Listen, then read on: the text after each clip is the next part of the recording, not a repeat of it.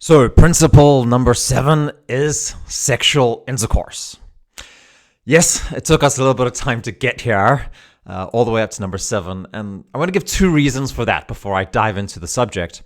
The first reason is really that it takes a lot of maturity to talk about sex, and we see way too much immaturity around sex these days. And number 2 is that approaching sexuality, talking about sex, requires or is the same as approaching a mystery. So on point number 1, there's a reason why we don't allow small children to have sex. It requires a certain level of maturity. There's actually a legal age of consent in pretty much all countries. Most countries it's from 14 to 18.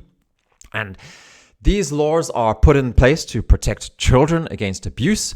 But, having the maturity to engage in sex has less to do with your physical age and more to do with your ability to take responsibility in your life and be able to take responsibility for your own actions and decisions. So I'll freely admit here that I was probably well up in years, far above 18 years old, before I was really taking full responsibility for my life and understood the consequences of what it meant to put children into the world, especially.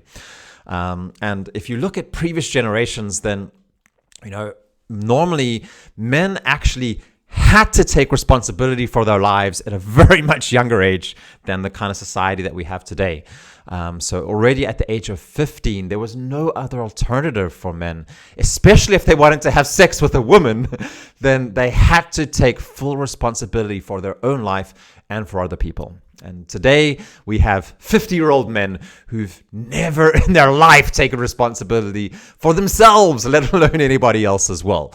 So, how are these guys ever going to be able to, take responsibility or be mature enough to father a child? So I'm going to be really blunt here and say that, if you're not financially independent, if you're still living off the state and sponging, from them or from your parents, then you're not mature enough to be having sex. You need to get your life sorted out first before you even start thinking about sex as well. Okay, that was point number 1. Point number 2 is that approaching sex is approaching a mystery, and we need to understand this in some way. Everybody knows that having that conversation about sex between a parent and a child is a very, very difficult thing. And why is that? Well, I think a big part of it is because as a parent, you love your child. You want your child to have the most fulfilling and beautiful life in many ways, and you know that sexuality is a big part of that as well. You've had your own successes and shortcomings in your own life, and it's still difficult how to connect with this child, how to bridge that gap. And I think it's because you know that somehow, because sexuality is this mystery of life, that by putting too many words on it, putting too much of a kind of box around it or explaining it in some way of something that your child has no first-hand experience of, it's going to kind of like take away from that mystery of it as well. And so in some ways, there's an aspect whereby approaching a mystery, there's an advantage to coming there without any preconceived ideas and going into that and treating it as the most beautiful and sacred thing that you possibly can.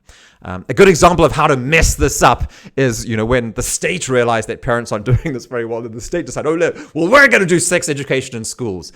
And so if you look at sex education in schools, then what it really involves is like, putting condoms onto bananas and stuff like that, which is, like the most debased and, degrading understanding of sexuality at all. It's a completely wrong focus, by looking at the physical mechanics of sex instead of understanding the depth and the beauty and the sacredness of it as well.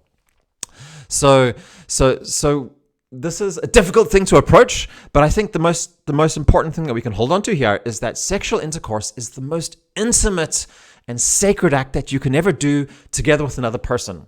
It keeps that kind of sacred and intimate nature when you do it with one other person, and when you do it under a very specific set of circumstances, which means that it's in a fully committed relationship, and that commitment kind of encompasses every aspect of your life, where there's a shared goal of being united with another human being.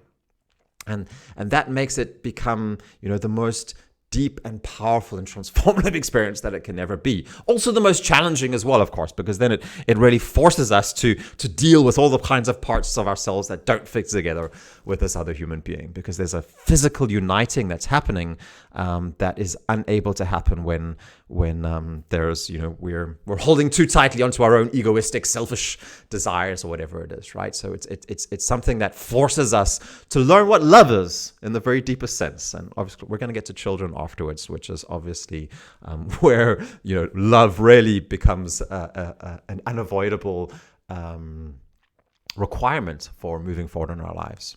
So what happens is when we treat sex as a mystery, when we're able to have a proper amount of maturity to understand what it's really about, so we're not just going for the instant gratification of pleasure, then it raises sexuality from just being this kind of like physical penetration and rubbing genitals with friction to get a little kick of pleasure, which is always going to be unfulfilling.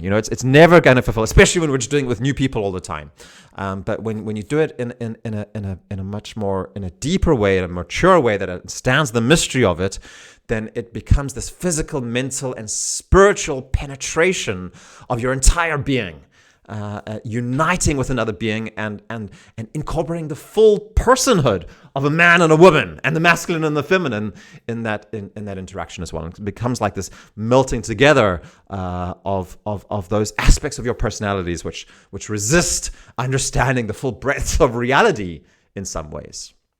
And so, we have had this sexual revolution in our society, and one of the unfortunate consequences of it, it's not like there wasn't like sexuality was perfect beforehand. Like, don't get me wrong. It's not like everything was just hunky dory in the 1950s.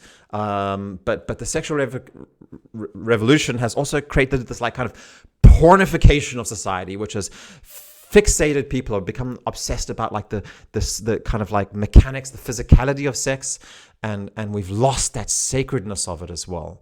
And so especially in young men and women today, there's a cheapening of sexuality and there's a lack of understanding of the depth of the mystery of sexual reality.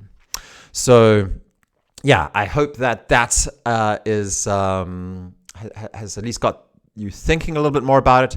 And we're going to continue this next, talking about how sexual relationship with a woman can help to form our lives. So, thanks.